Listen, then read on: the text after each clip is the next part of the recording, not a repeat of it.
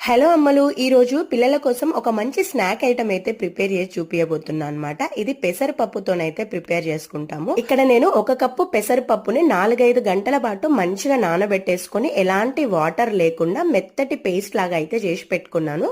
Same like మన వడపిండి లాగా అనమాట. దీంట్లోకి ఒక కప్పు బొంబాయి రవ్వ, కొద్దిగా కలోంజి, వాము, పసుపు, అట్లనే ఇంగువ, కొద్దిగా కస్తూరి మేతి అనమాట. కస్తూరి మేతి వేస్తే ఫ్లేవర్ అది చాలా బాగుంటది.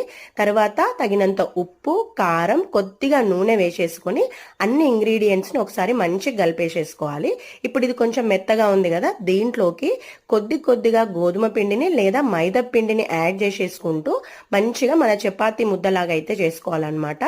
దీంతో మీరు చిన్న చిన్న అప్పాలైనా చేసుకోవచ్చు, లేదంటే మురుకుల పీటలో పెట్టేసి మంచిగా చిన్న చిన్న మురుకులైనా చేసేసుకోవచ్చు అన్నట్టు. లేదంటే మీ దగ్గర కొంచెం టైం ఉంది అని అనుకుంటే గనక ఇలా మనము ఒక చపాతీ లాగా చేసేసుకొని దీంట్లోకి గోధుమ పిండిలో కొద్దిగా వాటర్ యాడ్ చేసేసుకొని ఆ పేస్ట్ ని ఫస్ట్ చపాతీ పైన అప్లై చేసి తర్వాత పొడి పిండిని వేసేసుకొని దాని తర్వాత ఇలా రోల్స్ చేసేసుకొని చిన్న చిన్నగా కట్ చేసుకోవాలన్నమాట.